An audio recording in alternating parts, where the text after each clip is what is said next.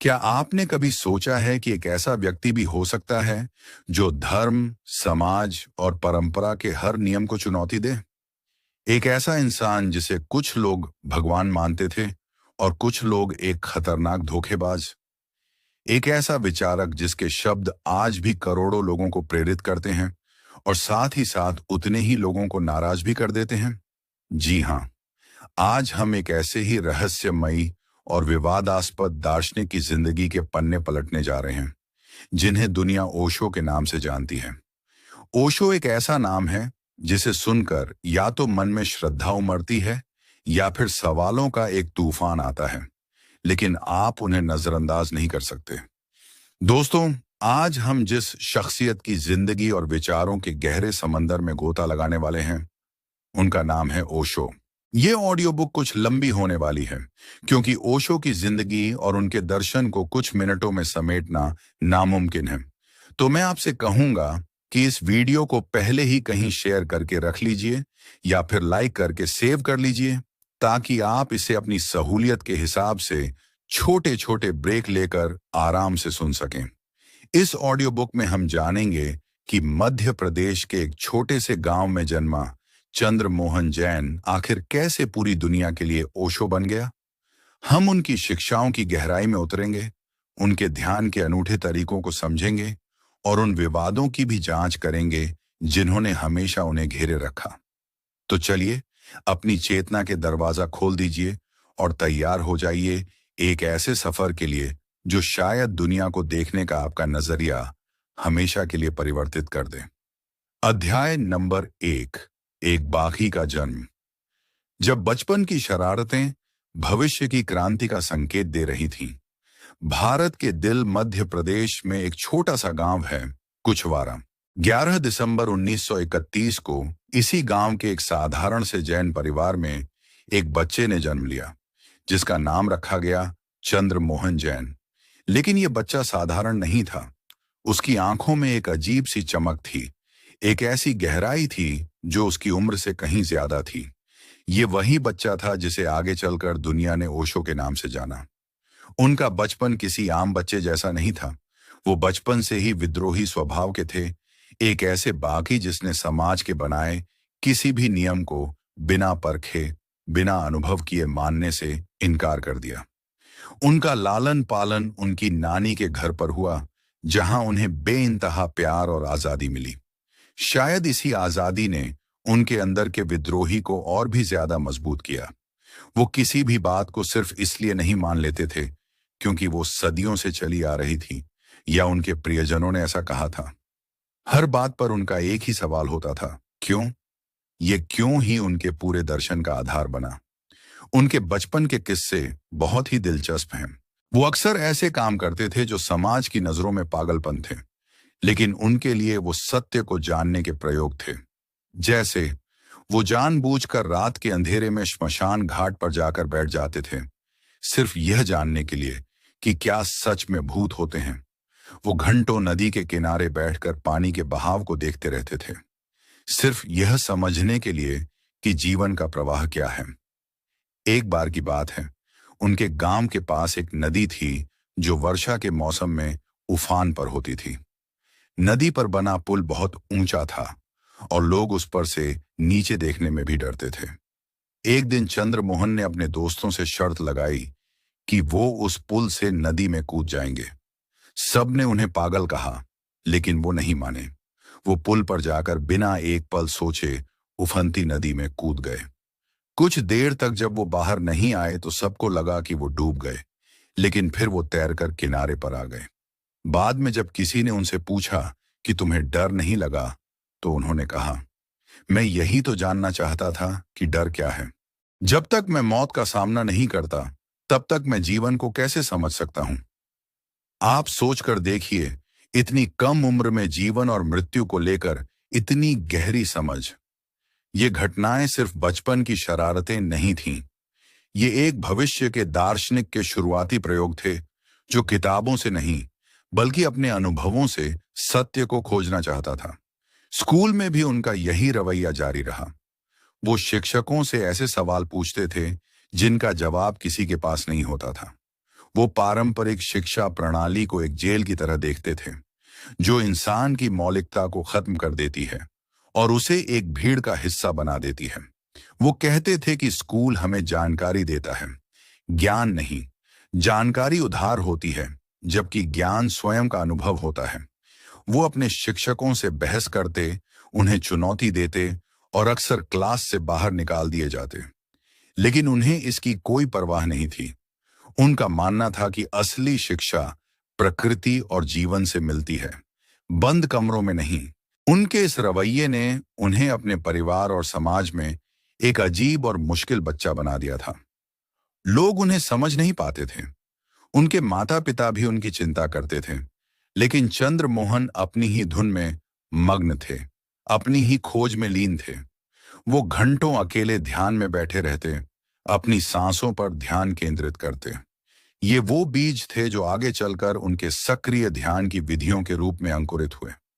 उनका विद्रोह सिर्फ शिक्षा प्रणाली या सामाजिक अंधविश्वासों तक ही सीमित नहीं था, बल्कि वो धर्म के तथाकथित ठेकेदारों को भी चुनौती देते थे। जैन परिवार में जन्म लेने के बावजूद उन्होंने कभी भी जैन धर्म की मान्यताओं को आंख बंद करके स्वीकार नहीं किया। वो मंदिर जाते थे, लेकिन मूर्तियों की पूजा करने के लिए नहीं, बल्कि यह देखने के लिए कि लोग क्या कर रहे हैं और क्यों कर रहे हैं।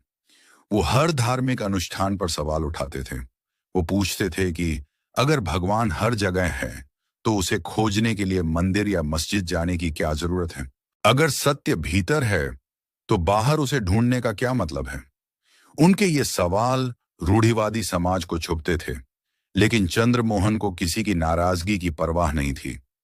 वो सत्य के खोजी थे और इस खोज में वो किसी भी परंपरा या मान्यता को बाधा नहीं बनने दे सकते थे। उनका बचपन इस बात का स्पष्ट संकेत था कि ये व्यक्ति दुनिया में किसी बने बनाए रास्ते पर चलने के लिए नहीं आया है, बल्कि वो अपना रास्ता खुद बनाने आया है। एक ऐसा मार्ग जो शायद कांटों से भरा हो, लेकिन वो रास्ता उसका अपना होगा।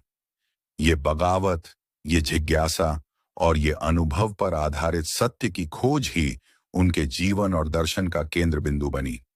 इस बच्चे की आंखों में दुनिया को देखने का एक अलग ही नजरिया था, लेकिन ये नजरिया उसे कहाँ ले जाने वाला था? स्कूल और कॉलेज की चार दीवारों में उसका ये विद्रोही मन कैसे टिक पाता? और कैसे शुरू हुई उसकी उस परम सत्य की खोज जिसने उसे चंद्रमोहन जैन से ओशो बना दिया? इन सभी सवालों के जवाब हमें मिलेंगे अगले अध्याय में। अध्याय नंबर 2, ज्ञान की तलाश और संबोधि का क्षण। जब 21 साल का एक युवक बुद्धत्व को उपलब्ध हुआ, बचपन की बगावत और सवालों का तूफान लिए चंद्रमोहन अब जवानी की दहलीज पर कदम रख चुके थे। उनकी ज्ञान की प्यास अब और भी तीव्र हो गई थी। उन्होंने दर्शन शास्त्र के अध्ययन के लिए कॉलेज में दाखिला लिया। उन्हें लगा कि शायद यहां उन्हें अपने सवालों के जवाब मिल जाएंगे। उन्होंने दुनिया के तमाम महान दार्शनिकों का अध्ययन किया, सुकरात से लेकर सार्त्र तक, बुद्ध से लेकर कृष्ण तक। उन्होंने हर धर्म के ग्रंथों का गहरा अध्ययन किया, वेद, कुरान, बाइबल, धम्मपद, कुछ भी नहीं त्यागा। वो एक प्रतिभाशाली छात्र थे। वाद विवाद प्रतियोगिताओं में उन्हें कोई हरा नहीं पाता था। उनके तर्क इतने पैने और अकाट्य होते थे कि उनके प्रोफेसर भी उनसे प्रभावित थे। लेकिन जितना ज्यादा वो अध्ययन करते, उनकी बेचैनी उतनी ही अधिक होती जाती। उन्हें महसूस हो रहा था कि ये सब उधार का ज्ञान है, शब्दों का जाल है। ये सत्य नहीं है, बल्कि सत्य के बारे में लिखी गई बातें हैं। जैसे किसी प्यासे आदमी को पानी के बारे में हजारों किताबें दे दी जाएं, लेकिन उसकी प्यास तो पानी पीने से ही बुझेगी। चंद्रमोहन को भी अब असली पानी की तलाश थी। वो अब सत्य को जानना नहीं, बल्कि जीना चाहते थे। ये वो दौर था जब उन्होंने अध्ययन करना और लिखना लगभग बंद कर दिया और अपना सारा समय ध्यान में लगाना शुरू कर दिया। वो कई कई दिनों तक बिना कुछ खाए पिए, बिना सोए, सिर्फ ध्यान करते रहते थे। वो अपने शरीर और मन की सीमाओं को पार करने की कोशिश कर रहे थे। वो हर उस तरीके को आजमा रहे थे जिससे चेतना के पार जाया जा सके। ये एक बहुत ही पीड़ादायक और अकेला सफर था। कोई गुरु नहीं था, कोई मार्गदर्शक नहीं था। वो खुद ही अपने रास्ते बना रहे थे और खुद ही उन पर चल रहे थे। इस प्रक्रिया में उन्होंने कई बार मृत्यु को बहुत करीब से अनुभव किया। उनका शरीर पूरी तरह से कमजोर हो चुका था, लेकिन उनका संकल्प चट्टान की तरह मजबूत था। वो जानते थे कि वो जिसके पीछे लगे हैं वो कोई मामूली चीज नहीं है। वो अस्तित्व के सबसे मुख्य रहस्य को भेदना चाहते थे। इस दौरान उनके साथ कई आध्यात्मिक अनुभव हुए, लेकिन वो किसी भी अनुभव पर रुके नहीं, क्योंकि उन्हें पता था कि ये मंजिल नहीं, बल्कि रास्ते में आने वाले चरण हैं। वो उस शून्य की तलाश में थे जहां कोई अनुभव नहीं बचता, सिर्फ अनुभव करने वाला बचता है। और फिर वो रात आई, 21 मार्च 1953 की रात। चंद्रमोहन उस समय जबलपुर के भंवरताल पार्क में एक मौलश्री के वृक्ष के नीचे बैठे ध्यान कर रहे थे। वो 7 दिनों से लगातार जाग रहे थे और एक गहरे मानसिक संघर्ष से गुजर रहे थे। उन्हें लग रहा था कि वो पागल हो जाएंगे। उन्होंने सत्य को पाने की अपनी सारी कोशिशें त्याग दी थीं। वो पूरी तरह से हार चुके थे, थक चुके थे। और जिस क्षण उन्होंने अपनी हार स्वीकार की, जिस क्षण उन्होंने अपने मैं को, अपने अहंकार को पूरी तरह से त्याग दिया, उसी क्षण वो घटना घटी जिसे हजारों सालों से आत्मज्ञान, संबोधि या बुद्धत्व कहा जाता है। अचानक उन्हें लगा जैसे उनके भीतर कुछ बिखर गया है। एक जबरदस्त ऊर्जा का विस्फोट हुआ और अंधकार पूरी तरह से छंट गया। वो शून्य हो गए, लेकिन यह शून्य खाली नहीं था। यह परम आनंद और प्रकाश से भरा हुआ था। उन्हें महसूस हुआ कि वो अब शरीर नहीं रहे, वो अब मन नहीं रहे। वो इस पूरे अस्तित्व के साथ एक हो गए हैं। वृक्ष, पौधे, चांद, तारे, सब कुछ उन्हीं का हिस्सा बन गए थे। मैं मिट चुका था, सिर्फ है बचा था। उस एक पल में उन्हें अपने सारे सवालों के जवाब मिल गए। वो जवाब शब्दों में नहीं थे, वो एक अनुभव था, एक जीवंत अनुभव। उस रात के बाद चंद्रमोहन जैन वही व्यक्ति नहीं रहे। उनका शरीर वही था, लेकिन भीतर सब कुछ परिवर्तित हो चुका था। उनकी आंखों में एक नई चमक थी, एक ऐसी शांति थी जो इस दुनिया की नहीं थी। उनके चलने, बोलने, हर चीज में एक अजीब सा ठहराव और मस्ती आ गई थी। उन्हें वो मिल गया था जिसे बुद्ध ने निर्वाण कहा, जिसे महावीर ने कैवल्य कहा और जिसे कृष्ण ने मोक्ष कहा। वो 21 साल की उम्र में एक बुद्ध हो गए थे, लेकिन उन्होंने तुरंत लोगों को उपदेश देना शुरू नहीं किया। वो कई सालों तक चुप रहे, उस अनुभव को अपने भीतर और गहरा होने दिया। वो देखना चाहते थे कि ये अनुभव स्थायी है या क्षणिक। उन्होंने अपना अध्ययन पूरा किया, दर्शन शास्त्र में M.A. किया और फिर जबलपुर विश्वविद्यालय में प्रोफेसर बन गए। वो अपने छात्रों को वही पढ़ाते थे जो किताबों में लिखा था, लेकिन उनके पढ़ाने का अंदाज बिल्कुल अलग था। वो सिर्फ जानकारी नहीं देते थे, वो छात्रों को सोचने पर मजबूर करते थे, उन्हें सवाल करना सिखाते थे। वो चाहते थे कि उनके छात्र भी उस सत्य को खुद खोजें जिसे उन्होंने पाया था। उनकी कक्षाएं बहुत लोकप्रिय हो गईं। छात्र दूसरे विभागों से भी उनकी क्लास में आकर बैठने लगे। वो सिर्फ एक प्रोफेसर नहीं थे, वो एक ऐसे चुंबक बन गए थे जो सत्य के प्यासे लोगों को अपनी ओर खींच रहा था। लेकिन यह शांति ज्यादा दिन तक नहीं टिकने वाली थी। उनके भीतर जो क्रांति घटी थी, वो अब बाहर भी प्रकट होने के लिए बेचैन थी। वो देख रहे थे कि पूरी दुनिया एक नींद में जी रही है। लोग धर्म के नाम पर मुकाबला कर रहे हैं, समाज के नियमों में जकड़े हुए हैं और अपनी असलियत से कोसों दूर हैं। वो अब और चुप नहीं रह सकते थे। उन्होंने तय किया कि वो इस सोए हुए समाज को झकझोरेंगे, उसे जगाएंगे। उन्होंने प्रोफेसर की नौकरी त्याग दी और पूरे भारत में घूम घूम कर प्रवचन देना शुरू कर दिया। उनके प्रवचन किसी धार्मिक उपदेश की तरह नहीं होते थे। वो सीधे लोगों के दिल और दिमाग पर आघात करते थे। वो हर स्थापित मान्यता को चुनौती देते थे, चाहे वो धर्म हो, राजनीति हो या परिवार। वो लोगों से कहते थे, किसी पर विश्वास मत करो, खुद पर भी नहीं। जब तक तुम सत्य को खुद अनुभव नहीं कर लेते, तब तक सब कुछ झूठ है। उनकी बातें क्रांतिकारी थीं, विस्फोटक थीं। उन्होंने लोगों को एक नया सपना दिया, एक ऐसे मनुष्य का सपना जो जोरबा की तरह दुनिया के सारे सुख भोगे और बुद्ध की तरह भीतर से शांत और जागरूक रहे। लेकिन यह सफर आसान नहीं था। एक प्रोफेसर से भगवान बनने की इस यात्रा में उन्हें किन चुनौतियों का सामना करना हुआ। कैसे उन्होंने पुणे में अपना आश्रम स्थापित किया जो पूरी दुनिया के लिए एक आध्यात्मिक चुंबक बन गया, और उनके दर्शन का वो मूल तत्व क्या था जिसने लाखों लोगों की जिंदगी बदल दी। इन सब पर से पर्दा उठेगा अगले अध्याय में। अध्याय नंबर 3, आचार्य से भगवान तक का सफर। जब एक प्रोफेसर ने दुनिया को चेतना का नया विज्ञान सिखाया, संबोधि के बाद कई वर्षों तक खामोशी में जीने और एक प्रोफेसर के रूप में काम करने के बाद ओशो ने महसूस किया कि अब उनके भीतर जो खजाना है उसे दुनिया के साथ बांटने का समय आ गया है। उन्होंने अपनी सुरक्षित नौकरी त्याग दी और एक अनिश्चित मार्ग पर निकल गए। शुरुआत में वो आचार्य रजनीश के नाम से जाने जाते थे। उन्होंने पूरे भारत में यात्राएं की, ध्यान शिविर आयोजित किए और प्रवचन दिए। उनके प्रवचन पारंपरिक धार्मिक गुरुओं की तरह नहीं थे। वो किसी ग्रंथ या शास्त्र का हवाला नहीं देते थे, बल्कि वो सीधे जीवन के अनुभव से बात करते थे। उनकी वाणी में एक जादू था, एक ऐसी सच्चाई थी जो सुनने वाले के दिल में उतर जाती थी। वो हर विषय पर बोलते थे, प्रेम, सेक्स, ध्यान, मृत्यु, राजनीति, मनोविज्ञान, दर्शन। ऐसा कोई विषय नहीं था जिसे उन्होंने छुआ न हो, और हर विषय पर उनका दृष्टिकोण एकदम मौलिक और क्रांतिकारी होता था। उन्होंने धर्म के नाम पर फैले पाखंड और अंधविश्वास पर इतनी जोरदार चोट की कि पूरे देश के धार्मिक और राजनीतिक प्रतिष्ठान हिल गए।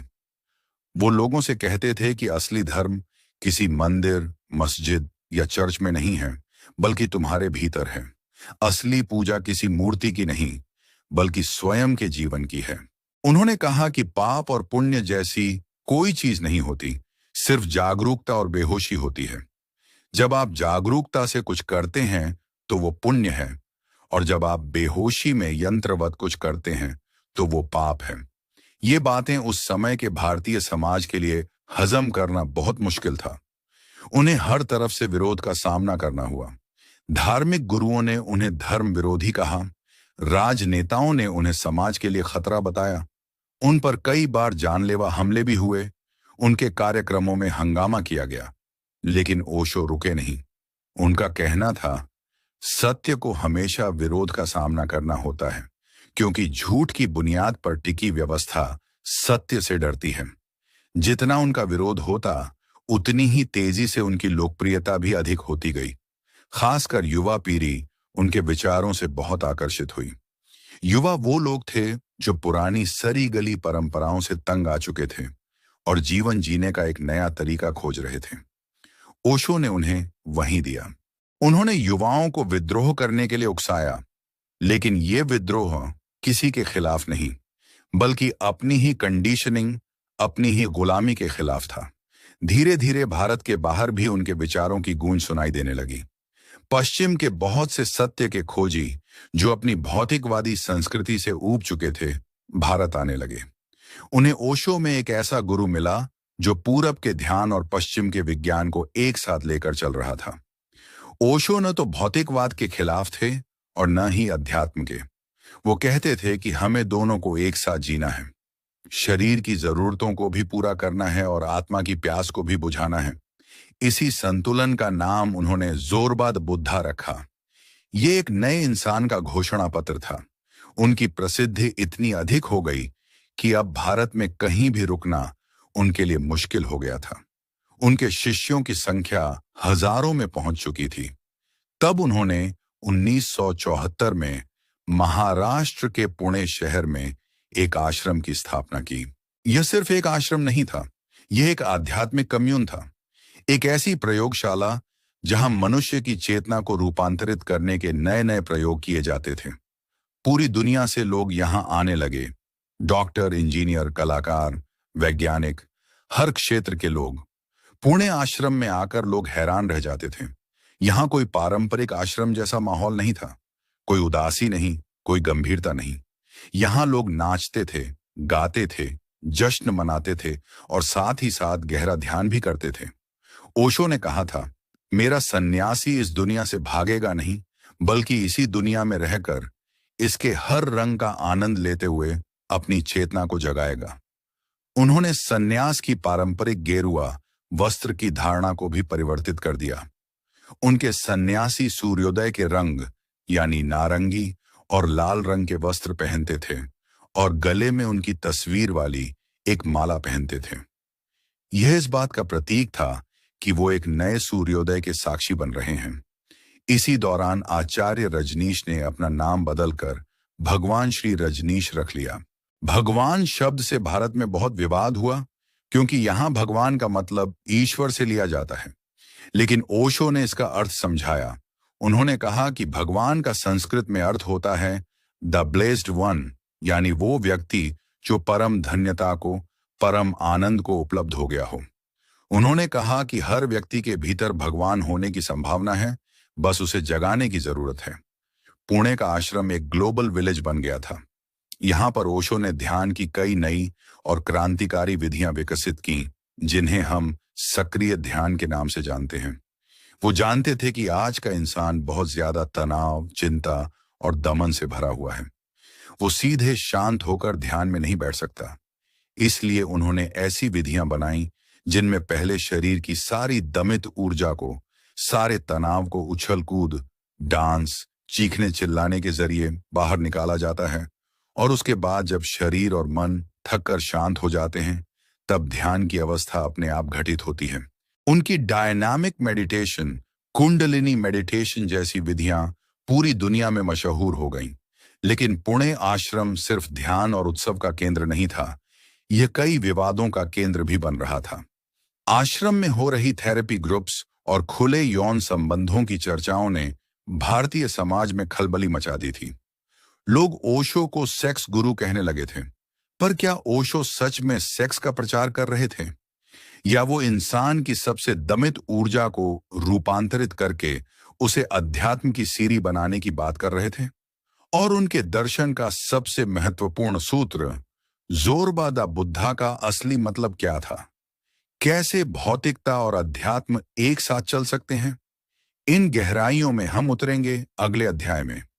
अध्याय नंबर 4, जोरबा दा बुद्धा, भौतिकता और अध्यात्म के अद्भुत संगम का दर्शन। जब भी हम किसी आध्यात्मिक गुरु या संत के बारे में सोचते हैं, तो हमारे मन में एक ऐसी छवि उभरती है जो दुनिया से विरक्त है, जिसने संसार के सारे सुख भोग त्याग दिए हैं और जो हिमालय की किसी कंदरा में बैठकर तपस्या कर रहा है। लेकिन ओशो ने इस छवि को पूरी तरह से परिवर्तित कर दिया। उन्होंने एक ऐसे नए इंसान का सपना देखा जो इस दुनिया से भागता नहीं, बल्कि उसे पूरी तरह से जीता है और साथ ही साथ अपनी आध्यात्मिक ऊंचाइयों को भी छूता है। इसी नए इंसान को उन्होंने नाम दिया जोरबा द बुद्धा। यह ओशो के पूरे दर्शन का सार है, उनका सबसे खास योगदान। ये दो बिल्कुल विपरीत ध्रुवों का मिलन है, जोरबा एक तरफ और बुद्ध दूसरी तरफ। इन दोनों को एक साथ एक ही व्यक्ति में उतारने की कल्पना ही अपने आप में क्रांतिकारी है। आखिर ये जोरबा कौन है और बुद्ध कौन है, और इन दोनों का संगम कैसे संभव है? चलिए इसे कुछ गहराई से समझते हैं। जोरबा का पात्र यूनानी लेखक निकोस कजानजाकिस के उपन्यास जोरबाद ग्रीक से लिया गया है। जोरबा एक ऐसा व्यक्ति है जो जीवन को उसकी समग्रता में जीता है। वो खाता है, पीता है, नाचता है, प्रेम करता है, संगीत का आनंद लेता है। वो हर पल को पूरी तरह से जीता है। उसे भविष्य की कोई चिंता नहीं है, अतीत का कोई बोझ नहीं है। वो शरीर और इंद्रियों के सुख को पूरी तरह से स्वीकार करता है, उसे पाप नहीं समझता। जोरबा भौतिकवादी जीवन का पृथ्वी से संबंधित होने का प्रतीक है। वो इस धरती का नमक है, उसके मूल जमीन में बहुत गहरे हैं। वहीं दूसरी तरफ बुद्ध हैं, गौतम बुद्ध, जो अध्यात्म के शिखर का प्रतीक हैं। बुद्ध का मतलब है जागा हुआ इंसान, जो अपनी चेतना के सर्वोच्च शिखर पर पहुंच गया है। वो शांत हैं, मौन हैं, साक्षी हैं। उनकी आंखें भीतर की ओर मुड़ी हुई हैं। वो शरीर और संसार की नश्वरता को देख चुके हैं और उसे पार हो गए हैं। उनके मूल जमीन में नहीं, बल्कि आकाश में हैं। वो परम आनंद, निर्वाण और साक्षी भाव के प्रतीक हैं। इतिहास में अब तक मनुष्य को इन दोनों में से एक को चुनने के लिए कहा गया। धर्मों ने हमेशा कहा कि अगर तुम्हें बुद्ध बनना है तो तुम्हें जोरबा को त्यागना होगा। तुम्हें दुनिया, शरीर और इंद्रियों के सुख को त्यागना होगा। तुम्हें भौतिकता को पाप समझना होगा। दूसरी ओर भौतिकवादी लोगों ने कहा कि अगर तुम्हें जीवन का आनंद लेना है तो बुद्ध जैसी बातें बकवास हैं। खाओ पियो और मौज करो, क्योंकि कल किसने देखा है। इस विभाजन ने मनुष्य को एक गहरे खंडन में, एक गहरे विभाजन में पहुंचा दिया है। जो लोग अध्यात्म की ओर गए वो शरीर विरोधी हो गए, जीवन विरोधी हो गए। उन्होंने अपने शरीर को कष्ट दिया, अपनी प्राकृतिक इच्छाओं का दमन किया, जिससे वो भीतर से और भी ज्यादा बीमार और विकृत हो गए। और जो लोग सिर्फ भौतिकवाद में डूबे रहे, उन्होंने खूब धन कमाया, खूब सुख भोगा, लेकिन अंत में उन्होंने पाया कि भीतर एक खालीपन है, एक बेचैनी है जो किसी भी चीज से नहीं भरती। ओशो ने कहा कि यह विभाजन ही मनुष्य के दुखों का मूल कारण है। मनुष्य एक पक्षी की तरह है जिसके दो पंख हैं, एक जोरबा का और दूसरा बुध का। अगर आप एक पंख काट देंगे तो पक्षी आकाश में नहीं जा पाएगा। वो या तो जमीन पर रेंगेगा या फिर आकाश में खो जाएगा, लेकिन जीवन का पूरा आनंद नहीं ले पाएगा। ओशो ने कहा कि मैं एक ऐसे मनुष्य को जन्म देना चाहता हूं जिसके पास जोरबा का शरीर हो, जो जीवन के हर रस को छक सके, और जिसके पास बुद्ध की चेतना हो, जो हर चीज को करते हुए भी भीतर से साक्षी रह सके। वो कहते थे कि बाहर से जोरबा बनो और भीतर से बुद्ध। बाजार में जब हो तो पूरी तरह से बाजार में रहो, लेकिन जब ध्यान में बैठो तो बुद्ध की तरह मौन हो जाओ। प्रेम करो तो जोरबा की तरह पूरी प्रगाढ़ता से करो, लेकिन तुम्हारा प्रेम अधिकार या ईर्ष्या न बने। यह बुद्ध की जागरूकता से ही संभव है। सफलता का आनंद लो, लेकिन असफलता से दुखी मत हो। यह साक्षी भाव बुद्ध से ही आएगा। उन्होंने कहा कि शरीर और आत्मा दुश्मन नहीं हैं, मित्र हैं। शरीर आत्मा का मंदिर है। अगर मंदिर ही स्वस्थ और आनंदित नहीं होगा तो उसमें आत्मा का दिया कैसे जलेगा। उन्होंने कहा कि दुनिया को त्यागने की जरूरत नहीं है, दुनिया में रहते हुए ही जागने की जरूरत है। असली संन्यास भागने में नहीं, बल्कि जागने में है। आप हिमालय पर जाकर बैठ सकते हैं, लेकिन अगर आपका मन अभी भी संसार की वासनाओं से भरा है तो आप सन्यासी नहीं हैं।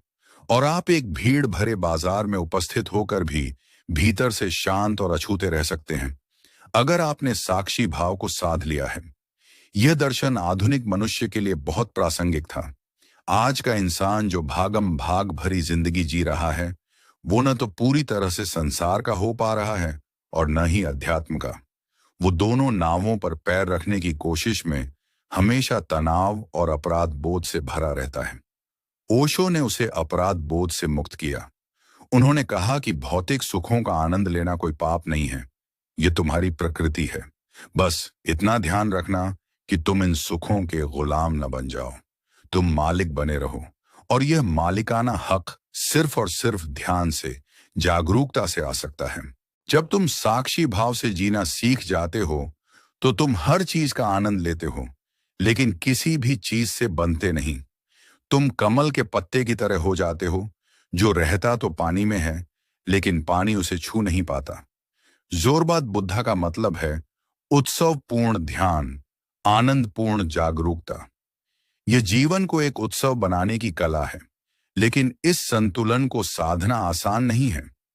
इसके लिए चेतना को परिवर्तित करने वाले कुछ शक्तिशाली उपकरणों की जरूरत होती है। ओशो ने इन्हीं उपकरणों को सक्रिय ध्यान का नाम दिया। ये सक्रिय ध्यान की विधियां क्या हैं और ये कैसे आधुनिक इंसान के तनाव और दमन को बाहर निकालकर उसे ध्यान की गहराई में ले जाती हैं?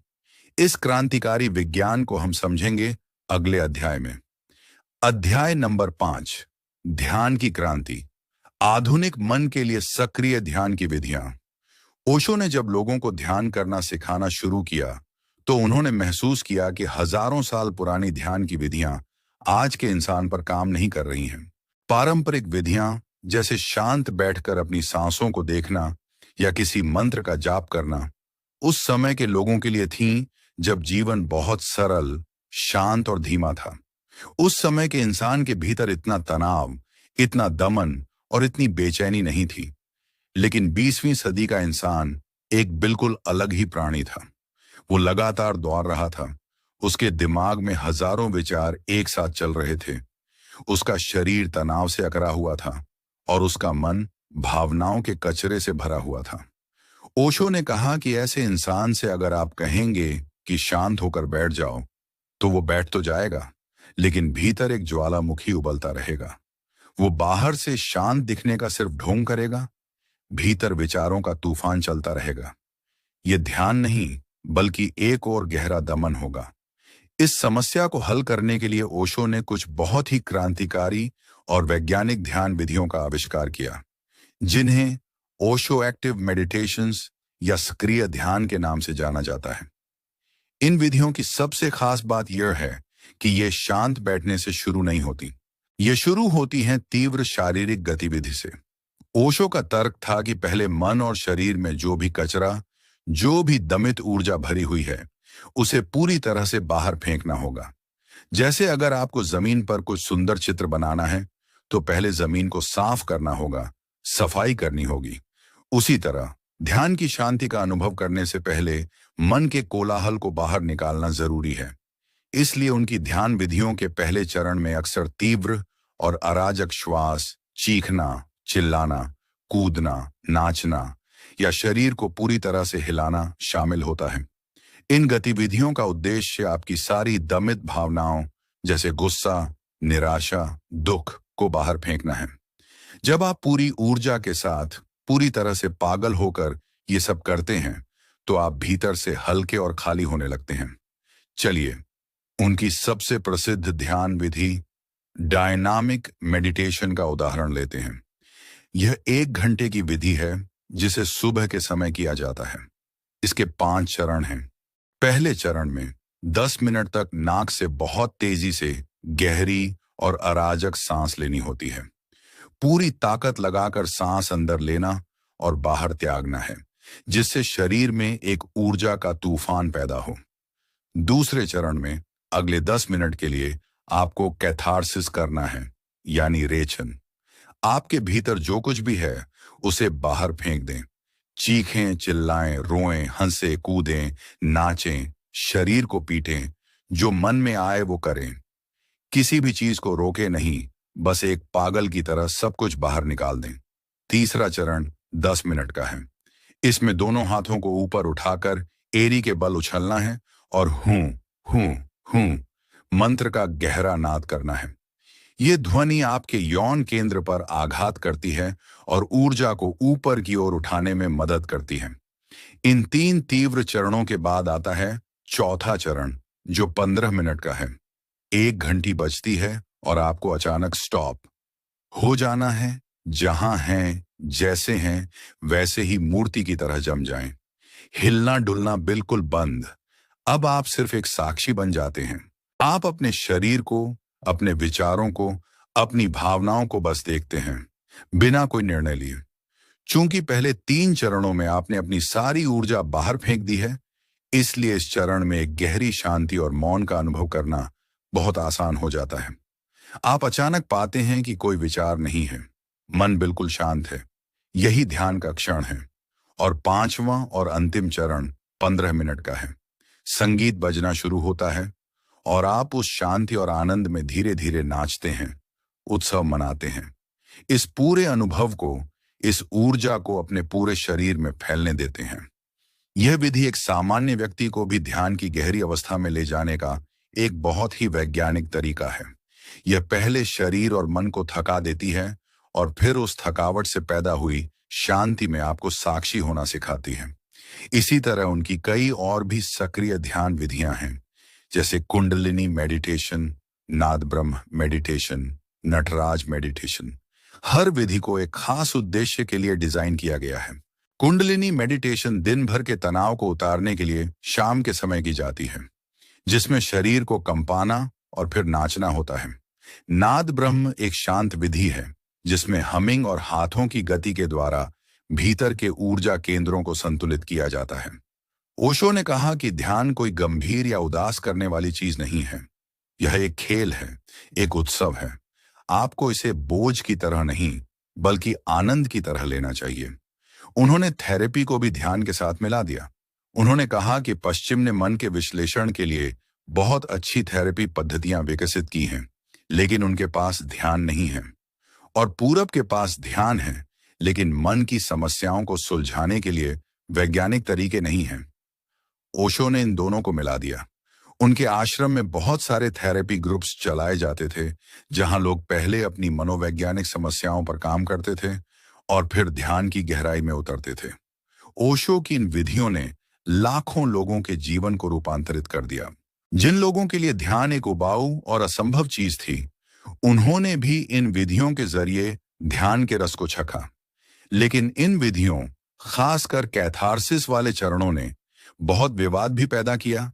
जब लोग एक साथ चीखते चिल्लाते और अजीब हरकतें करते थे, तो बाहर से देखने वालों को यह पागलपन लगता था। उनके आश्रम को लेकर कई तरह की अफवाहें फैलने लगीं। खासकर उनके आश्रम में स्त्री और पुरुष के बीच की सहजता और खुलापन भारतीय समाज के गले नहीं उतर रहा था। इन सब ने मिलकर पुणे आश्रम को एक ऐसी जगह बना दिया जो जितनी आकर्षक थी, उतनी ही विवादास्पद भी। पुणे में ओशो का काम अपने चरम पर था, लेकिन परेशानियां भी अधिक हो रही थीं। भारतीय सरकार के साथ उनके संबंध तनावपूर्ण हो गए थे, और फिर अचानक एक दिन ओशो ने भारत त्यागने का फैसला किया। वो अपने हजारों शिष्यों के साथ अमेरिका चले गए, एक नया सपना, एक नया कम्यून बनाने के लिए। लेकिन अमेरिका का यह सपना उनके लिए स्वर्ग बनने वाला था या एक भयानक दुस्वप्न। पुणे के बाद की कहानी और भी ज्यादा नाटकीय और चौंकाने वाली है, जिसे हम जानेंगे अगले अध्याय में। अध्याय नंबर 6, पुणे का आश्रम, दुनिया भर के खोजियों के लिए एक आध्यात्मिक चुंबक। 1974 में जब ओशो ने पुणे में अपने आश्रम की स्थापना की, तो यह सिर्फ कुछ इमारतों का समूह नहीं था। यह धरती पर एक नई तरह की चेतना को जन्म देने का एक साहसिक प्रयोग था।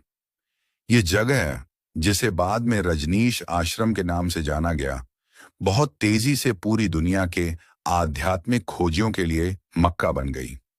पश्चिम के हजारों युवा जो अपनी भौतिकवादी संस्कृति की निरर्थकता से तंग आ चुके थे और जीवन में गहरे अर्थ की तलाश में थे, उन्होंने पुणे की ओर रुख किया। यहां उन्हें वो सब कुछ मिला जो वे खोज रहे थे, एक जीवित गुरु, चेतना के रूपांतरण के लिए शक्तिशाली तकनीकें, और एक ऐसा समुदाय जहां वे बिना किसी सामाजिक दबाव के स्वयं को अभिव्यक्त कर सकते थे। पुणे का कोरेगांव पार्क इलाका, जो पहले एक शांत आवासीय क्षेत्र था, अब नारंगी और लाल रंग के वस्त्र पहने सन्यासियों से गुलजार रहने लगा। हवा में उत्सव, संगीत और ध्यान की एक अनोखी ऊर्जा घुल गई थी। आश्रम का जीवन बहुत ही व्यवस्थित और गहन था। दिन की शुरुआत सुबह 6 बजे डायनामिक मेडिटेशन से होती थी। उसके बाद दिन भर विभिन्न प्रकार के ध्यान, थेरेपी ग्रुप्स और काम चलते रहते थे। ओशो का मानना था कि काम भी एक तरह का ध्यान है, जिसे उन्होंने कर्म योग या वर्किंग मेडिटेशन कहा। आश्रम में रहने वाले हर व्यक्ति को, चाहे वो कितना भी अमीर या प्रसिद्ध क्यों ना हो, आश्रम में कुछ घंटे काम करना होता था। चाहे वो रसोई में सब्जियां काटना हो, बगीचे में काम करना हो या शौचालय की सफाई करनी हो। इसका उद्देश्य अहंकार को समाप्त करना और हर काम को पूरी जागरूकता और प्रेम के साथ करने की कला सिखाना था। यहां कोई किसी से ऊंचा या नीचा नहीं था। सब एक ही नाव के यात्री थे, एक ही खोज पर निकले सहयात्री। शाम को सभी सन्यासी ओशो के प्रवचन सुनने के लिए बुद्ध हॉल में इकट्ठा होते थे। ओशो का प्रवचन एक अनूठा अनुभव होता था। वो किसी तैयार स्क्रिप्ट से नहीं बोलते थे, बल्कि वो जैन, सूफी, तंत्र, योग, हसीद या किसी भी रहस्यवादी परंपरा के सूत्रों पर सहज रूप से बोलते थे। उनके प्रवचन ज्ञान, हास्य और गहरी अंतर्दृष्टि का अद्भुत मिश्रण होते थे। वो अपने श्रोताओं को हंसाते थे, उन्हें रुलाते थे, उन्हें झकझोरते थे और अंत में उन्हें एक गहरे मौन में त्याग जाते थे। पुणे आश्रम की सबसे अनूठी और विवादास्पद विशेषताओं में से एक थी वहां चलने वाले विभिन्न थेरेपी ग्रुप्स। ओशो ने पश्चिम के कई प्रसिद्ध थेरेपिस्टों को अपने आश्रम में आमंत्रित किया था। यहाँ encounter therapy, primal scream, bio energetics, gestalt जैसी दर्जनों तरह की थेरेपियां उपलब्ध थीं। ओशो का मानना था कि ध्यान में गहरा उतरने से पहले व्यक्ति के लिए यह आवश्यक है कि वह अपने मन में दबे हुए भावनात्मक घावों को ठीक करे। बचपन के सदमे, गुस्सा, भय, ईर्ष्या, इन सब भावनाओं को जिन्हें हम समाज के डर से दबा देते हैं, उन्हें बाहर निकालना जरूरी है। इन थेरेपी ग्रुप्स में लोगों को अपनी भावनाओं को पूरी तरह से व्यक्त करने की आजादी होती थी। लोग चीखते थे, रोते थे, एक दूसरे पर गुस्सा निकालते थे और इस प्रक्रिया के माध्यम से अपने भीतर के जहर से मुक्त होते थे। यह प्रक्रिया अक्सर बहुत नाटकीय और विस्फोटक होती थी और बाहर की दुनिया के लिए इसे समझना बहुत मुश्किल था। एक और पहलू जिसने आश्रम को बहुत विवादास्पद बनाया, वह था सेक्स के प्रति ओशो का दृष्टिकोण। ओशो ने सेक्स को कभी भी पाप या हेय दृष्टि से नहीं देखा। उन्होंने कहा कि सेक्स जीवन की सबसे शक्तिशाली ऊर्जा है। अगर इसे दबाया जाता है तो यह विकृत हो जाती है और क्रोध, हिंसा या मानसिक बीमारियों के रूप में प्रकट होती है। और अगर इसे सिर्फ शारीरिक भोग की तरह जिया जाता है तो यह निरर्थक और उबाऊ हो जाती है। ओशो ने एक तीसरा मार्ग सुझाया, तंत्र का रास्ता। उन्होंने कहा कि सेक्स को ध्यान बनाया जा सकता है। जब दो प्रेमी गहरे प्रेम, सम्मान और जागरूकता के साथ एक दूसरे से मिलते हैं तो यह मिलन सिर्फ दो शरीरों का नहीं बल्कि दो आत्माओं का मिलन बन सकता है और यह आपको समाधि के अनुभव तक ले जा सकता है। उन्होंने कहा, काम से राम तक, यानी काम ऊर्जा को सेक्स ऊर्जा को रूपांतरित करके ही परम चेतना तक पहुंचा जा सकता है। आश्रम में स्त्री और पुरुष के बीच बहुत सहज और मैत्रीपूर्ण संबंध थे, जो पारंपरिक भारतीय समाज के लिए एक झटके की तरह था। मीडिया ने इन बातों को अलग ढंग से पेश किया और ओशो को सेक्स गुरु का लेबल दे दिया, जबकि उनका असली जोर दमन से मुक्ति और ऊर्जा के रूपांतरण पर था। पुणे आश्रम एक माइक्रोकॉस्मोस, एक छोटी सी दुनिया बन गया था। यहां एक रचनात्मकता का विस्फोट हुआ था। संगीत, पेंटिंग, नृत्य, नाटक, कला के हर रूप को ध्यान की अभिव्यक्ति का माध्यम बनाया गया। आश्रम की अपनी बेकरी थी, अपने खेत थे, अपना प्रकाशन गृह था जहां ओशो की किताबें हजारों की संख्या में छपती थीं और दुनिया की दर्जनों भाषाओं में अनुवादित होती थीं। सब कुछ बहुत सुंदर था, एक सपने के सच होने जैसा, लेकिन हर सपने का एक अंत होता है। 1980 के दशक की शुरुआत तक आश्रम में इतनी भीड़ हो गई थी कि जगह कम होने लगी। साथ ही भारतीय सरकार के साथ ओशो के संबंध लगातार खराब होते जा रहे थे। सरकार उन्हें वीजा देने में आनाकानी कर रही थी और उनके आश्रम की गतिविधियों पर नजर रख रही थी। ओशो खुद भी सार्वजनिक रूप से बोलना बंद कर चुके थे और मौन में चले गए थे। आश्रम का संचालन उनकी सचिव, शीला और कुछ अन्य प्रमुख सन्यासियों के हाथ में आ गया था। और फिर 1981 में एक चौंकाने वाली घोषणा हुई। ओशो और उनके हजारों सन्यासी भारत त्याग कर अमेरिका जा रहे थे।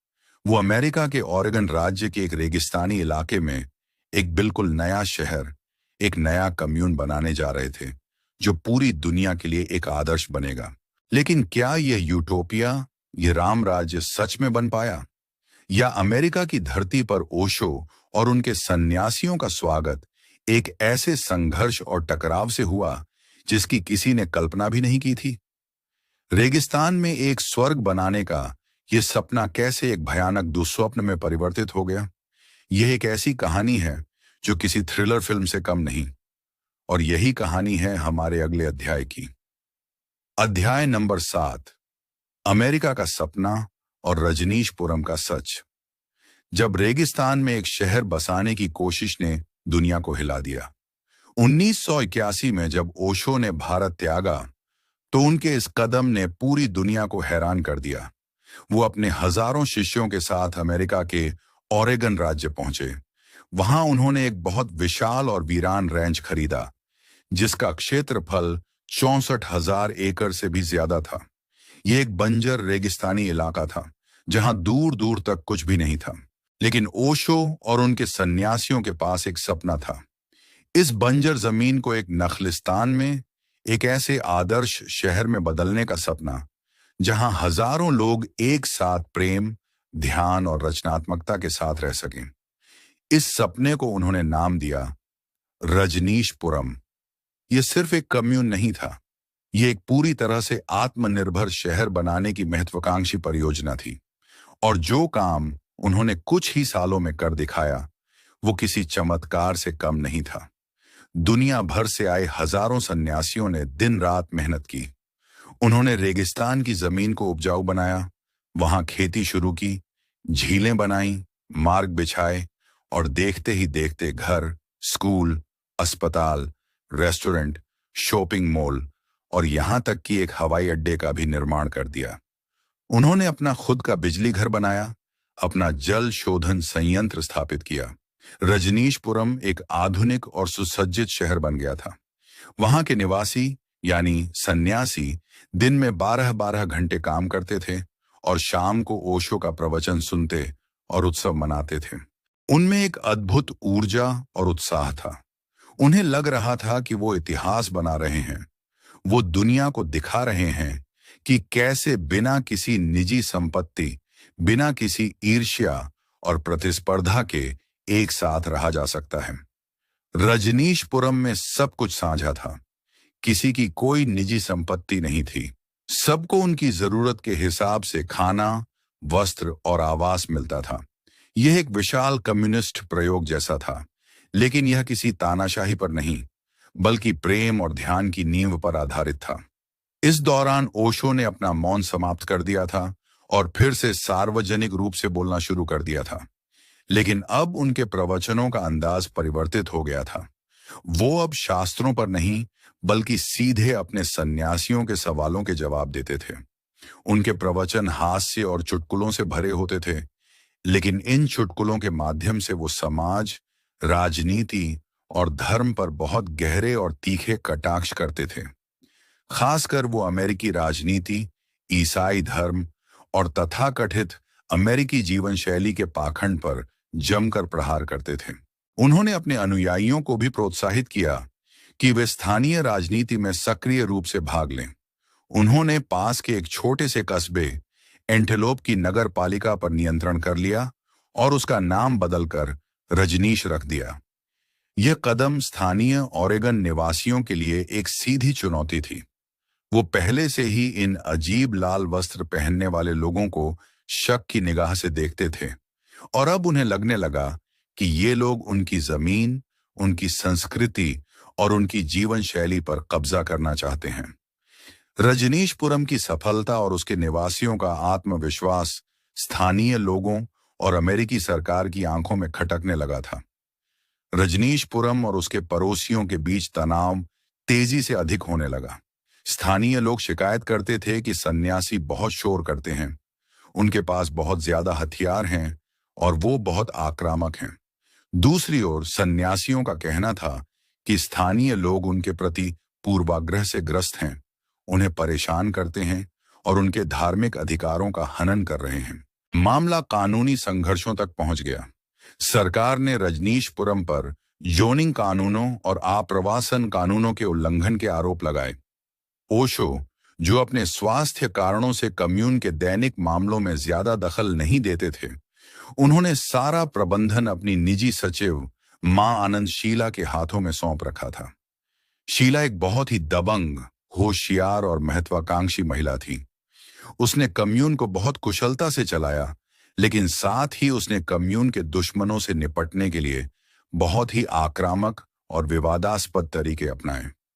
जैसे जैसे बाहरी दुनिया का दबाव अधिक होता गया, शीला और उसके प्रबंधन समूह ने रजनीशपुरम को एक किले में बदलना शुरू कर दिया। उन्होंने अपनी खुद की एक पुलिस फोर्स बना ली, जिसका नाम पीस फोर्स था, और उसे अत्याधुनिक हथियारों से लैस कर दिया। कम्यून के भीतर भी माहौल परिवर्तित होने लगा।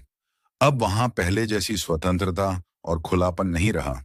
शीला का नियंत्रण अधिक होता जा रहा था और जो कोई भी उसकी बात से असहमत होता, उसे कम्यून से बाहर निकाल दिया जाता। स्थिति तब और भी भयानक हो गई जब 1984 में स्थानीय काउंटी चुनावों को प्रभावित करने के लिए शीला और उसके समूह ने एक भयानक साजिश रची। उन्होंने पास के शहर के 10 रेस्टोरेंट्स के सलाद बार में साल्मोनेला बैक्टीरिया मिला दिया, जिससे सारे 700 से ज्यादा लोग बीमार हो गए। यह अमेरिकी इतिहास का पहला और सबसे विशाल बायोटेरर हमला था। इसके अलावा उन पर अपने राजनीतिक दुश्मनों की हत्या की साजिश रचने और कम्यून के भीतर विशाल पैमाने पर वायर टैपिंग करने के भी आरोप लगे। जब इन आपराधिक गतिविधियों की खबर ओशो तक पहुंची तो वो स्तब्ध रह गए। उन्होंने तुरंत शीला और उसके पूरे समूह को कम्यून से निकाल दिया और सार्वजनिक रूप से उनके अपराधों की निंदा की। उन्होंने अमेरिकी सरकार को जांच में पूरा सहयोग करने का वादा किया, लेकिन तब तक बहुत देर हो चुकी थी। अमेरिकी सरकार को रजनीशपुरम को नष्ट करने का बहाना मिल गया था। उन्होंने ओशो को आप्रवासन कानूनों के उल्लंघन के एक मामूली आरोप में गिरफ्तार कर लिया।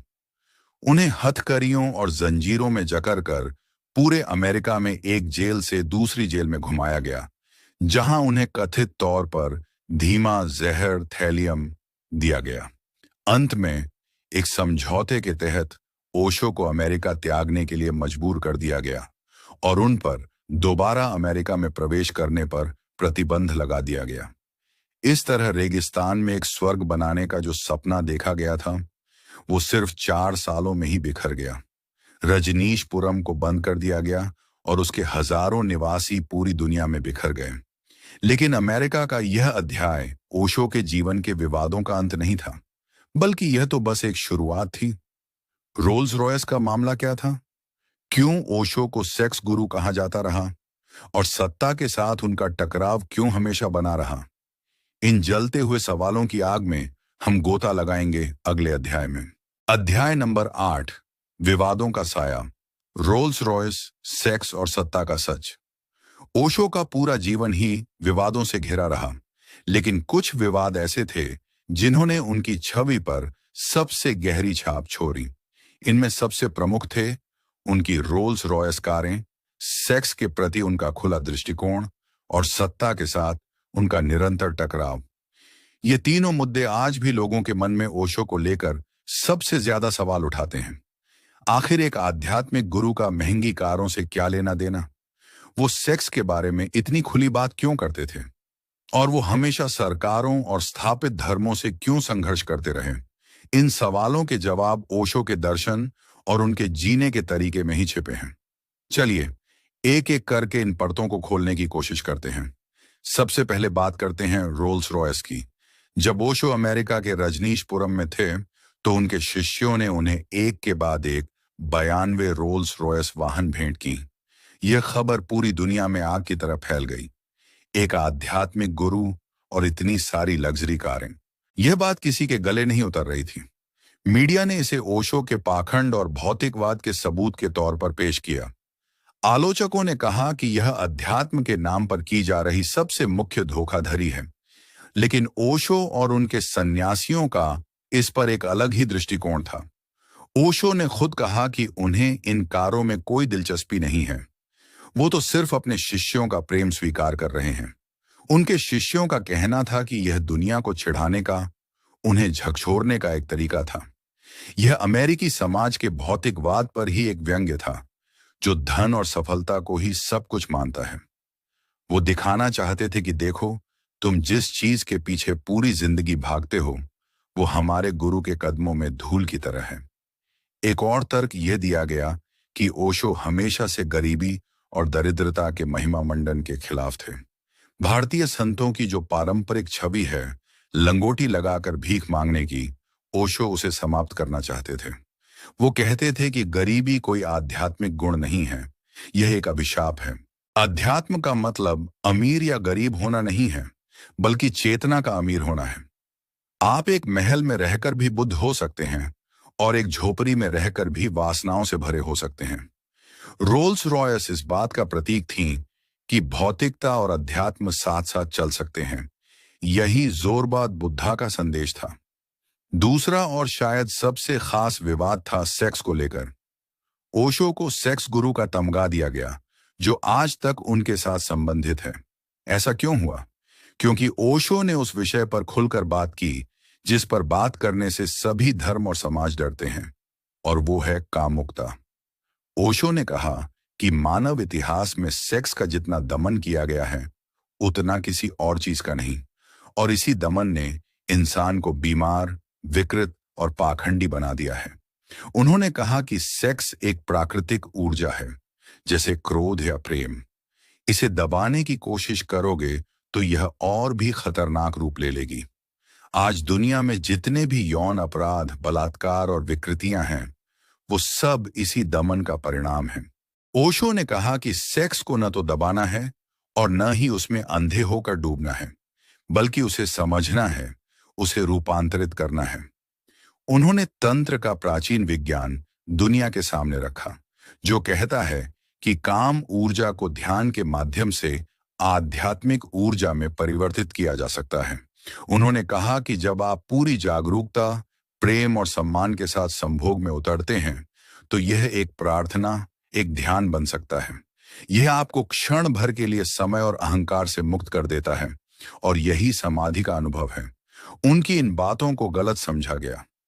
लोगों को लगा कि वो अनैतिकता और स्वच्छंद सेक्स का प्रचार कर रहे हैं, जबकि वो वास्तव में मनुष्य को उसकी सबसे गहरी और दमित ऊर्जा के प्रति जागरूक और ईमानदार बनाना चाहते थे। वो पाखंड को समाप्त करना चाहते थे। वो चाहते थे कि इंसान जो भीतर है वही बाहर भी हो। तीसरा मुख्य विवाद था सत्ता के साथ उनका टकराव।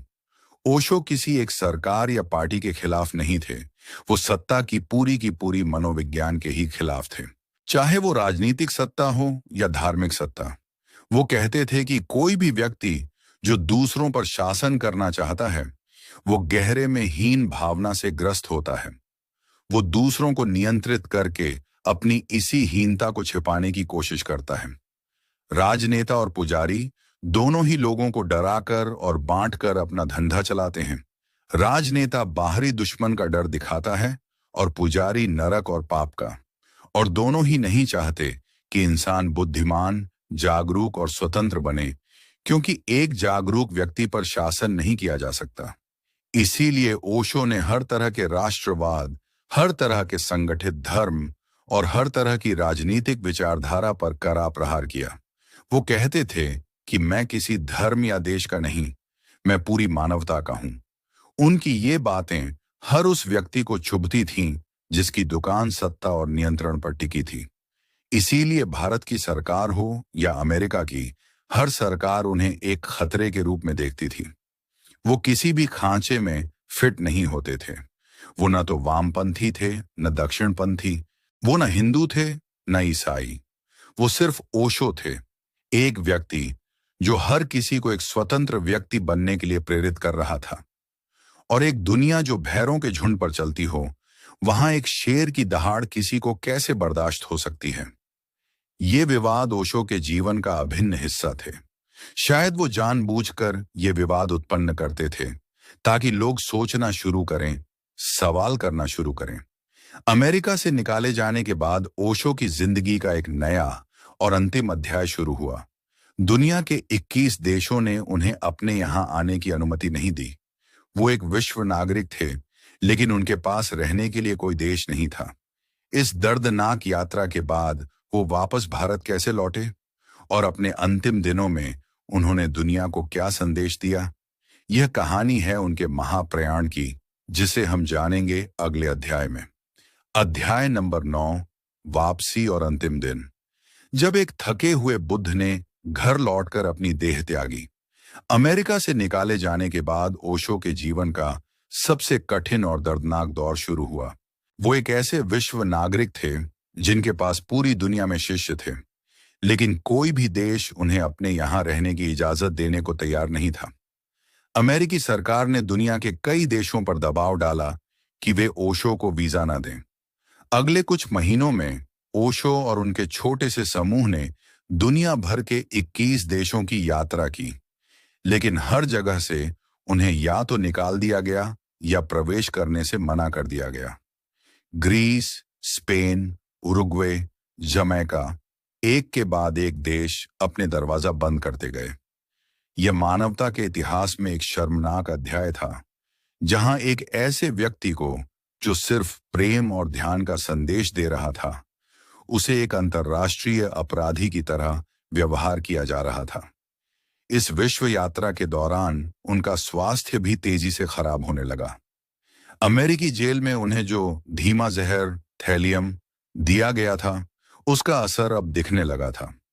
उनका शरीर कमजोर हो रहा था, उन्हें लगातार दर्द रहता था, लेकिन उनकी चेतना और उनकी आंखों की चमक वैसी ही बनी हुई थी।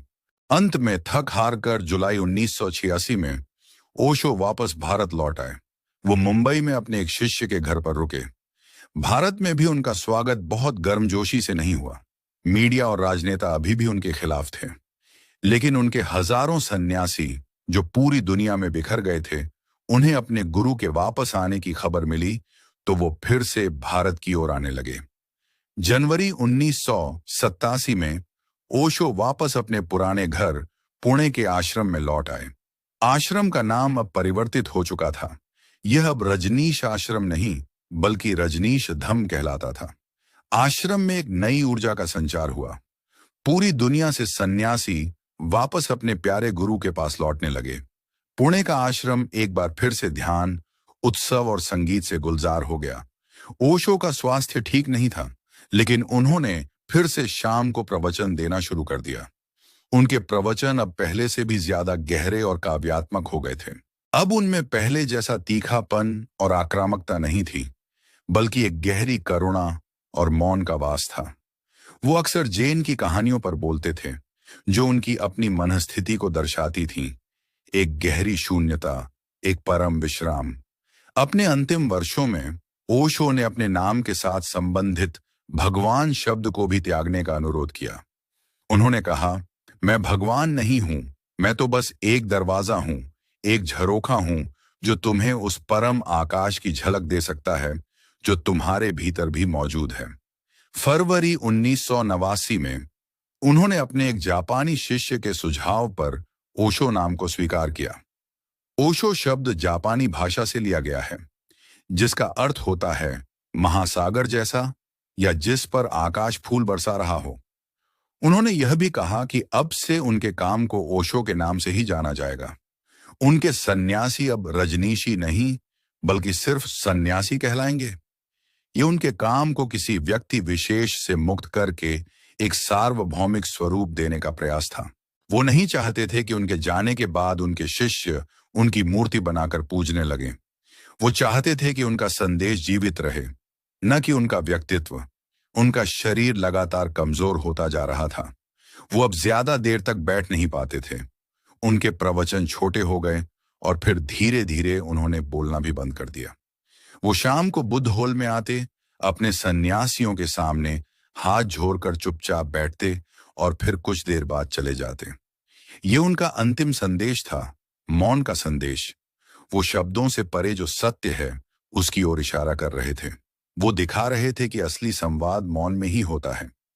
19 जनवरी 1990 को शाम के लगभग 5 बजे ओशो ने अपनी देह त्याग दी। उनके डॉक्टर के अनुसार उनका अंतिम वाक्य था, मैं अपने शरीर को त्याग रहा हूं क्योंकि यह बहुत कष्ट दे रहा है। उनकी मृत्यु की खबर फैलते ही पूरे आश्रम में एक गहरे दुख और मौन की लहर दौड़ गई। लेकिन ओशो ने हमेशा सिखाया था कि मृत्यु एक उत्सव है, क्योंकि यह आत्मा को शरीर के पिंजरे से मुक्त करती है।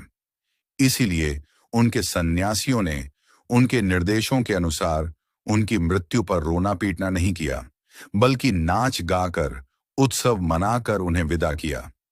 उनकी देह को बुद्ध हॉल में अंतिम दर्शन के लिए रखा गया और उसी रात आश्रम के घाट पर उनका अंतिम संस्कार कर दिया गया। उनकी समाधि पर जो शब्द लिखे गए वो उनके पूरे जीवन और दर्शन का सार हैं। ओशो न कभी जन्मे न कभी मरे, सिर्फ 11 दिसंबर 1931 से 19 जनवरी 1990 के बीच इस पृथ्वी ग्रह पर भ्रमण किया। ओशो चले गए, लेकिन क्या वो सच में चले गए, या उनका काम, उनका दर्शन आज भी उतना ही प्रासंगिक और जीवित है? उन्होंने अपने पीछे क्या विरासत छोड़ी है? एक विवादास्पद गुरु के रूप में या एक 20वीं सदी के सबसे महान क्रांतिदर्शी के रूप में? आज की दुनिया में ओशो के विचारों का क्या महत्व है, और हम एक सामान्य व्यक्ति के रूप में उनके जीवन और शिक्षाओं से अपने लिए क्या सीख सकते हैं? इन सभी सवालों का जवाब हमें मिलेगा हमारी इस यात्रा के अंतिम अध्याय में, जहां हम ओशो की विरासत का मूल्यांकन करेंगे। अध्याय नंबर 10, ओशो की विरासत। एक विचार जो आज भी जीवित और प्रासंगिक है। ओशो को इस दुनिया से गए 3 दशक से ज्यादा हो चुके हैं, लेकिन उनकी उपस्थिति आज भी उतनी ही महसूस की जाती है, शायद पहले से भी कहीं ज्यादा। उनकी किताबें आज भी दुनिया भर में बेस्ट सेलर हैं। उनके प्रवचन इंटरनेट पर करोड़ों बार देखे और सुने जाते हैं, और उनके ध्यान केंद्र 100 से भी ज्यादा देशों में सक्रिय हैं। ये इस बात का सबूत है कि ओशो सिर्फ एक व्यक्ति नहीं थे, वो एक विचार थे, एक चेतना की लहर थे जो समय और सीमाओं से परे है। उनकी विरासत क्या है? उन्होंने दुनिया को क्या दिया? यह एक बहुत खास सवाल है, क्योंकि उनका काम इतना विशाल और बहुआयामी है कि उसे कुछ शब्दों में समेटना मुश्किल है। फिर भी हम उनके कुछ प्रमुख योगदानों को समझने की कोशिश कर सकते हैं, जो आज की दुनिया के लिए अत्यंत महत्वपूर्ण है। ओशो की सबसे मुख्य विरासत है एक वैज्ञानिक अध्यात्म का दृष्टिकोण। उन्होंने धर्म को सदियों पुराने कर्मकांडों, अंधविश्वासों और थोथी मान्यताओं के बोझ से मुक्त किया। उन्होंने कहा कि अध्यात्म कोई विश्वास करने की चीज नहीं है, बल्कि यह एक आंतरिक विज्ञान है, एक प्रयोग है जिसे हर व्यक्ति को खुद करके देखना होता है। जैसे विज्ञान बाहरी दुनिया के सत्य को खोजता है, वैसे ही ध्यान भीतरी दुनिया के सत्य को खोजने की विधि है। उन्होंने किसी को भी अपना अनुयायी बनने के लिए नहीं कहा, बल्कि उन्होंने हर व्यक्ति को खुद एक खोजी, एक वैज्ञानिक बनने के लिए प्रेरित किया। उन्होंने कहा, मेरे शब्दों पर विश्वास मत करना, मैं जो कहता हूं उसे करके देखना। अगर तुम्हारे अनुभव में सच उतरे तो ही स्वीकार करना, वरना फेंक देना। यह दृष्टिकोण आज के तार्किक और संदेहवादी मन के लिए बहुत आकर्षक है, जो किसी भी बात को आंख बंद करके स्वीकार नहीं करना चाहता। उनका दूसरा महत्वपूर्ण योगदान है पूरब और पश्चिम का संश्लेषण। ओशो ने पूरब की ध्यान और अंतर्मुखता की गहरी समझ को पश्चिम के मनोविज्ञान, विज्ञान और बहिर्मुखी जीवन शैली के साथ मिलाया। उन्होंने कहा कि मनुष्य को समग्र होने की जरूरत है। सिर्फ भीतरी दुनिया में जीना या सिर्फ बाहरी दुनिया में जीना, दोनों ही अधूरेपन की निशानी है। उन्होंने हमें जोरबाद बुद्धा का आदर्श दिया, एक ऐसा व्यक्ति जो बाहर से जोरबा की तरह भौतिक संसार का पूरा आनंद लेता है और भीतर से बुद्ध की तरह शांत और जागरूक रहता है। यह आज की दुनिया के लिए सबसे प्रासंगिक दर्शन है, जहां लोग भौतिक सफलता और आंतरिक शांति के बीच एक संतुलन खोजने के लिए संघर्ष कर रहे हैं। ओशो ने हमें सिखाया कि इन दोनों में कोई विरोधाभास नहीं है, बल्कि ये दोनों एक ही पक्षी के 2 पंख हैं। तीसरा और शायद सबसे क्रांतिकारी योगदान है मनुष्य को हर तरह के अपराध बोध से मुक्त करना। हजारों सालों से धर्मों ने इंसान को पाप और अपराध बोध से भरा है। तुम्हें बताया गया है कि तुम्हारा शरीर पाप है, तुम्हारी प्राकृतिक इच्छाएं पाप हैं, जीवन का आनंद लेना पाप है। इस अपराध बोध ने इंसान को भीतर से सरा दिया है, उसे पाखंडी और दमित बना दिया है। ओशो ने इस अपराध बोध पर सबसे करारी चोट की। उन्होंने कहा कि तुम जैसे हो, अस्तित्व तुम्हें वैसे ही स्वीकार करता है। तुम्हारे भीतर कुछ भी गलत नहीं है। प्रेम, क्रोध, सेक्स, महत्वाकांक्षा, ये सब प्राकृतिक ऊर्जाएं हैं। इन्हें दबाने की जरूरत नहीं है, इन्हें समझने और रूपांतरित करने की जरूरत है। उन्होंने मनुष्य को आत्म स्वीकृति और आत्म प्रेम का सबसे खास उपहार दिया। उन्होंने सिखाया कि जब तक तुम खुद से प्रेम नहीं करोगे, तब तक तुम किसी और से या इस अस्तित्व से प्रेम नहीं कर सकते। इसके अलावा ओशो ने ध्यान को एक गंभीर और उबाऊ प्रक्रिया से निकालकर एक आनंदपूर्ण और उत्सवपूर्ण अनुभव बनाया। उनकी सक्रिय ध्यान की विधियां आज के तनावग्रस्त और बेचैन मन के लिए एक वरदान की तरह हैं। उन्होंने दिखाया कि ध्यान का मतलब सिर्फ शांत बैठना नहीं है, बल्कि नाचना, गाना, हंसना, रोना, जीवन की हर क्रिया को पूरी जागरूकता के साथ करना भी ध्यान है। उन्होंने जीवन के हर पहलू को ध्यान से संबद्ध करने की कला सिखाई। अंत में ओशो की सबसे मुख्य विरासत है व्यक्ति की स्वतंत्रता का घोषणा पत्र। उन्होंने किसी भी भीड़ का हिस्सा बनने का विरोध किया, चाहे वो भीड़ धार्मिक हो, राजनीतिक हो या राष्ट्रीय। उन्होंने कहा कि सत्य कभी भी भीड़ को नहीं मिलता, सत्य हमेशा व्यक्ति को मिलता है। उन्होंने हर इंसान को अपनी भेड़चाल से बाहर निकलकर एक शेर की तरह अकेले उपस्थित होने का साहस दिया। उन्होंने कहा, अपने सत्य को खुद खोजो, अपने दिए खुद बनो। बेशक ओशो एक विवादास्पद व्यक्ति थे और हमेशा रहेंगे। उनके जीने का तरीका, उनके विचार, सब कुछ परंपरा से हटकर था। लेकिन शायद यही उनकी खूबी थी। वो यहां किसी को खुश करने नहीं आए थे, वो यहां सोए हुए लोगों को जगाने आए थे, और जगाने के लिए कभी कभी झकझोरना होता है, आघात करना होता है। ओशो एक दर्पण की तरह थे, जो समाज को उसका असली पाखंडी चेहरा दिखाते थे, और कोई भी अपना कुरूप चेहरा देखना पसंद नहीं करता। उनकी विरासत एक चुनौती है, एक निमंत्रण है, अपनी बनाई हुई जेलों को समाप्त करने का, अपनी पूरी क्षमता में जीने का, और अपने भीतर छिपे हुए बुद्ध को खोजने का। ओशो का काम पूरा नहीं हुआ है, ये बस शुरू हुआ है। यह अब हम पर निर्भर करता है कि हम उनकी इस मशाल को आगे ले जाते हैं या नहीं। और यहीं पर हमारी यह यात्रा एक महत्वपूर्ण स्थान पर आती है। हमने ओशो के जीवन को देखा, उनके दर्शन को समझा। अब सवाल यह है कि हम इससे क्या सीख सकते हैं। अध्याय नंबर 11, निष्कर्ष, ओशो की विरासत और हमारे जीवन के लिए सबक। ओशो की जिंदगी और उनके दर्शन के इस लंबे और गहरे सफर के बाद अब हम उस स्थान पर हैं जहां हमें रुककर यह सोचना है कि इस पूरी यात्रा का सार क्या है। हम अपने व्यक्तिगत जीवन में ओशो से क्या सीख सकते हैं? उनकी शिक्षाओं का हमारे रोजमर्रा के जीवन में क्या महत्व है? ओशो कोई ऐसे गुरु नहीं थे जो आपको बने बनाए नियम या समाधान देते हों, बल्कि वो आपको उपकरण देते थे ताकि आप अपने समाधान खुद खोज सकें। उनकी पूरी शिक्षा का केंद्र एक ही शब्द है, जागरूकता या अवेयरनेस। यही वो मास्टर की है, वो गुरु मंत्र है जो जीवन के हर ताले को खोल सकता है। तो आइए कुछ व्यावहारिक सूत्रों को समझने की कोशिश करते हैं, जिन्हें हम आज से ही अपने जीवन में अपना सकते हैं। सबसे पहली और महत्वपूर्ण सीख है हर चीज पर सवाल उठाना।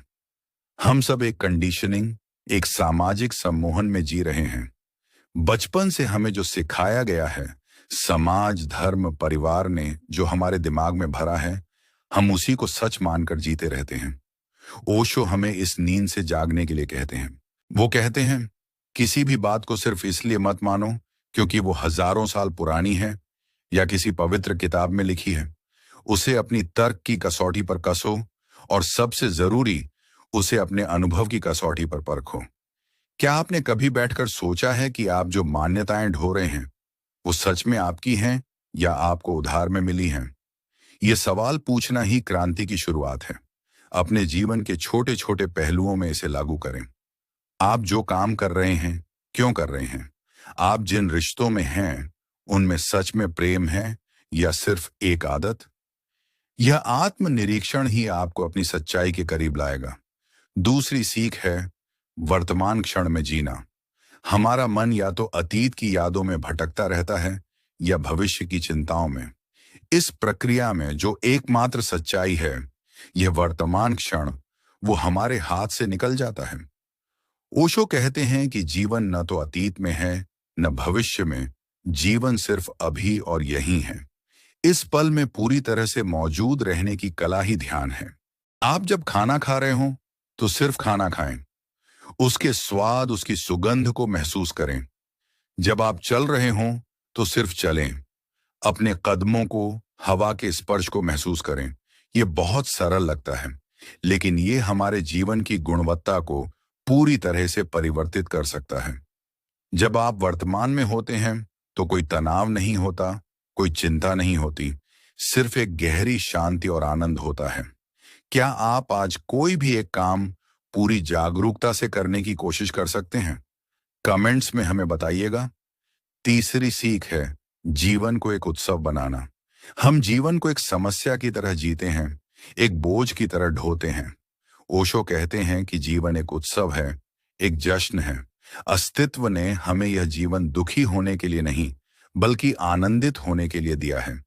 अपने जीवन में छोटी छोटी चीजों में आनंद खोजना शुरू करें।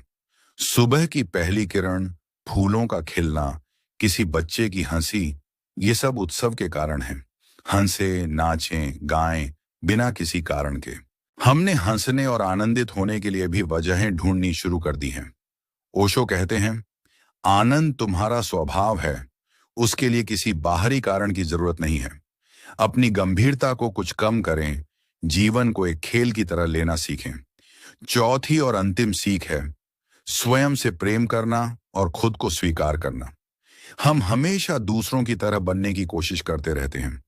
हम अपनी कमियों को देखते हैं, अपनी तुलना दूसरों से करते हैं और खुद को कोसते रहते हैं। ओशो कहते हैं कि तुम अद्वितीय हो। तुम्हारे जैसा कोई दूसरा इस दुनिया में न कभी था न कभी होगा। अस्तित्व ने तुम्हें जैसा बनाया है, तुम परिपूर्ण हो।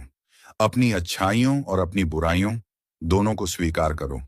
जब आप खुद को पूरी तरह से स्वीकार कर लेते हैं, तभी आप बदलना शुरू होते हैं। आत्म स्वीकृति ही रूपांतरण का पहला कदम है। अपने शरीर से प्रेम करो, अपने मन से प्रेम करो, अपनी भावनाओं से प्रेम करो। जब आप आत्म प्रेम से भर जाएंगे, तभी आपका प्रेम दूसरों की ओर भी बह सकेगा। ओशो एक पहेली थे और शायद वो यही चाहते भी थे।